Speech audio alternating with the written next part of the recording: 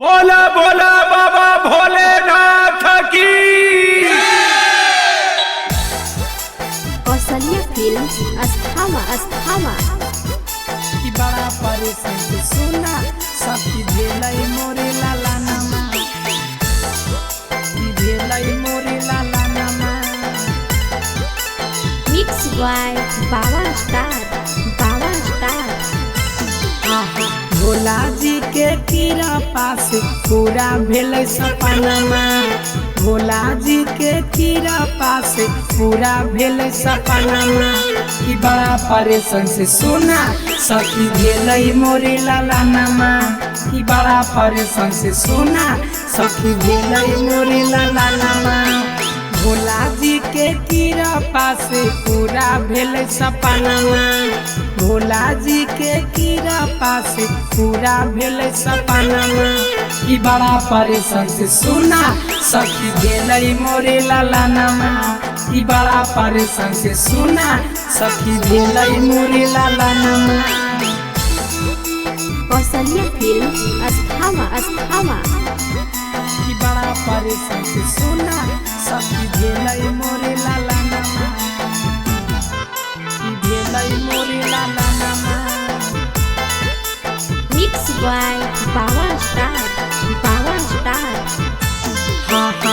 जैबै देव घर सखी चढ़ी सुया पहाड़ी आगे पेन्हेले बई हम गेरुआ रंग साड़ी आगे।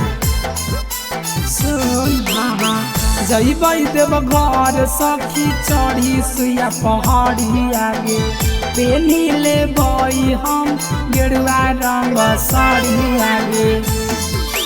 बाबा के कृपा से भेलै मोरी लाला नमा। बाबा के कृपा से भेलै मोरी लाला नमा। की बड़ा परेशान से सुना सखी भेलै मोरी लाला नमा। की बड़ा परेशान से सुना सखी भेलै मोरी लाला नमा।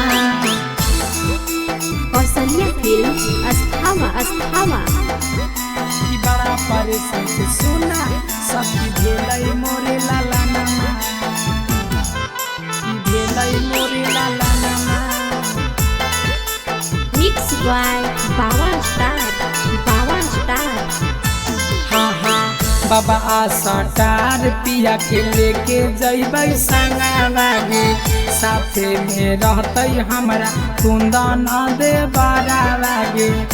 सुन ले कमले सपिया के लेके जैबै संगवागे साथे में रहतै हमरा आनंद दे बारा लागे। बाबा के कृपा से पूरा भेल सपनमा। बाबा के कृपा से पूरा भेल सपनमा।